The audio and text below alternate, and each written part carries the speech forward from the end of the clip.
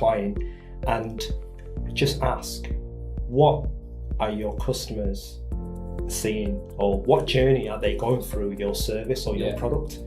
Have you actually mapped that out on the wall, and have you seen that holistic journey end to end? And you'll see when you walk in organizations that have really pretty walls, decorative patterns, etc.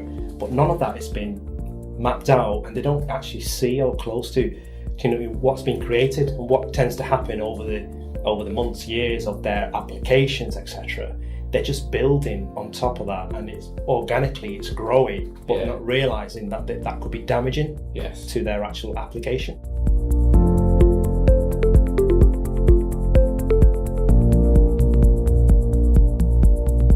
So this is a kind of a typical example of someone trying to go and reach to the end goal. So it's almost like, how I describe it is the treasure the user needs to get, or the completion of the goal that they need to get to. And as you can see through this journey, it's quite jarring. And there's certain elements where, what I call rabbit holes, where they go through and then they veer off. And it's just a simple task that what they need to get done. And there's various exercises you could use in terms of which I call no-brainers, where you should be doing best practices. Like, for example, why is there 3 call to actions with the same prominence? Shouldn't there be just one call to action where you want the user to achieve and get to? I mean, ultimately there's 18, we determined there's somewhere like in the region of 18 steps or something like this. And just from the volume of stuff on this form, it's chaotic. I mean, I think that if this was on nice shiny A3 bits of paper, which is typically that comes out of the design studio, all laid out with the user journey, and so that looks amazing. But actually, when you step through this and you actually feel and experience, and I think that's the key word, isn't it? Experience. It becomes clear that there's quite a lot here that can be simplified. Absolutely. I mean, when we scrutinised the whole journey, we looked at, how can we streamline and optimise this journey for where the user needs to get to? So there's some quick wins in there and certain improvements, and there's going to be certain things where we think we have a hunch or a hypothesis that we need to go and test. And you can use various things like A/B testing, multivariate testing to test those hypotheses. And what it is, you're not testing the outputs, you're testing outcomes at the end of it. What's the KPIs for each of those pages? What's each page is trying to serve, and what's the purpose of that? So when we looked at the whole journey, we streamlined and looked at how could we narrow down the steps, the clicks, the taps, and how people go through. And this is where we did this exercise where, based on what we know already, how can we optimize that and make that better? So we looked by using certain methodologies of like card sorting exercises. So rather than designing screens with wireframes, etc., we looked at the ways of just organising what information needs to be on each page and what's the purpose of that, and then translate that into a very low level sketch and idea. When we optimised it, we managed to get from 18 to 4. So this is so we've gone from this quite chaotic experience to essentially what is. So basically these are 4 tracks. So each part of the workshop, every member designed a screen, what potentially it could look or feel, or what it's supposed to do, what purpose.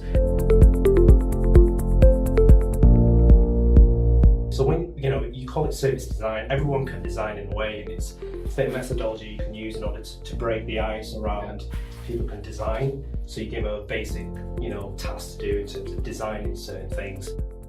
But ultimately, it's all about understanding, are these the right things? And if you step into the user's shoes to say, what tasks do they need to fulfill for each of the stages of the screens and the process?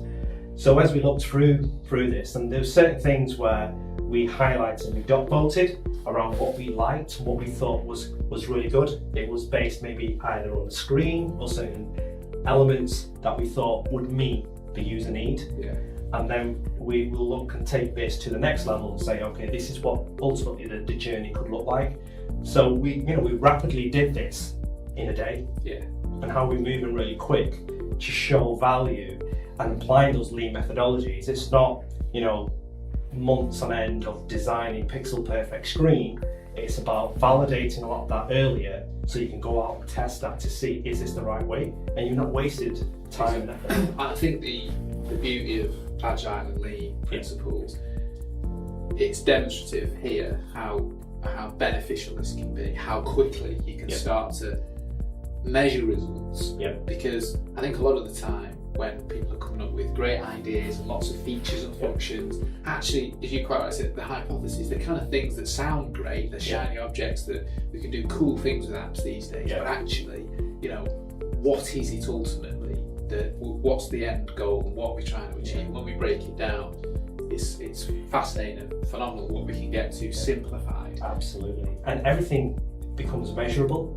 So, you know, if, for example, we have an app and when a user enters the first screen, what's the purpose of where that user needs to go to? So if the purpose of that is to move to the next screen as quickly as possible, progression is probably one of the measurable things. You know, conversion is probably towards the end of it, but that's not the end measurable KPI that we need to measure. So if we try to break that out into granular levels, you can then measure out, you know, making sure that it's reduced in terms of exits and bounce rates per screen, how people are progressing through. Can people find what they're actually looking for? Where are people actually tapping and going to, and what's the reason behind that? And that's where you combine qualitative and quantitative research together by going out speaking to the users, but also, you know, looking at data. And data is also key to what we try to do as well, because that will inform your personas. It will give you something to measure when you create your hypotheses and what needles you need to move. You know, so we need to decrease bounce rate, increase progression, make people go through, and, you know, conversion at the end of it.